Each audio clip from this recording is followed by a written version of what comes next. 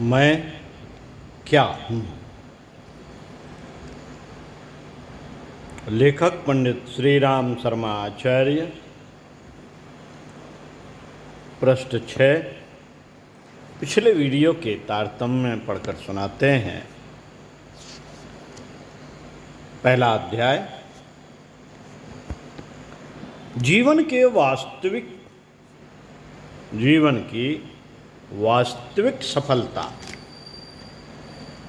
और समृद्धि आत्मभाव में जागृत रहने में है।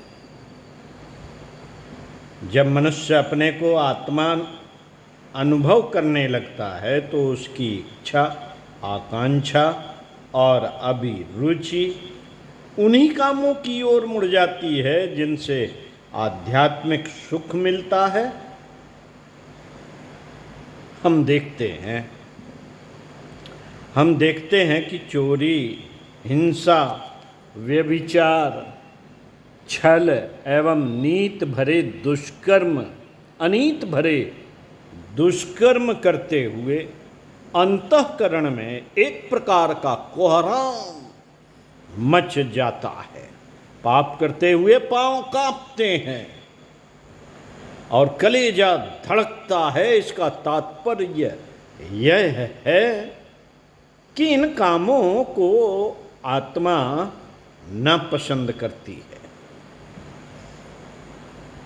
यह उसकी रुचि एवं स्वार्थ के विपरीत है। किंतु जब मनुष्य परोपकार, परमार्थ सेवा, सहायता, दान, उदारता, त्याग, तप से भरे हुए पुण्य कर्म करता है तो हृदय के भीतरी कोने में बड़ा ही संतोष, हल्कापन, आनंद एवं उल्लास उठता है।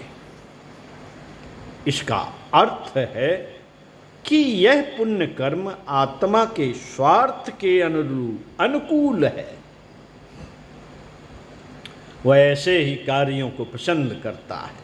आत्मा की आवाज़ सुनने वाले और उसकी आवाज़ पर चलने वाले सदा पुण्यकर्मी होते हैं। पाप की ओर उनकी प्रवृत्ति ही नहीं होती, इसलिए वैसे काम उनसे बन भी पड़ते हैं। आत्मा को तात्कालीन सुख सत्कर्मों में आता है। शरीर की मृत्यु होने के उपरांत जीव की सद्गति मिलने में भी हेतु सत्कर्म ही है। लोक और परलोक में आत्मिक सुख शांति सत्कर्मों के ऊपर ही निर्भर है। इसलिए आत्मा का स्वार्थ पुण्य प्रयोजन में है। शरीर का स्वार्थ इसके विपरीत है। इंद्रियां और मन संसार के भोगों को अधिकाधिक मात्रा में चाहते हैं। इस कार्य प्रणाली को अपनाने से मनुष्य नाशवान शरीर की इच्छाएं पूर्ण करने में जीवन को खर्च करता है और पापों का भार इकट्ठा करता रहता है। इससे शरीर और मन का अभिरंजन तो होता है, पर आत्मा को इस लोक और परलोक में कष्ट उठाना पड़ता है। आत्मा के स्वार्थ के सत्कर्मों में शरीर को भी कठिनाइयाँ उठानी पड़ती हैं। तप, त्याग, संयम, ब्रह्मचर्य, सेवा, दान आदि के कार्यों में शरीर को कसा जाता है, तब ये सत्कर्म सधते हैं। इस प्रकार हम देखते हैं कि शरीर का स्वार्थ और आत्मा का स्वार्थ आपस में मेल नहीं खाता। एक के सुख में दूसरे का दुख होता है। दोनों के स्वार्थ आपस में एक दूसरे के विरोधी हैं। इन दो विरोधी तत्वों में से हमें एक को चुनना होता है।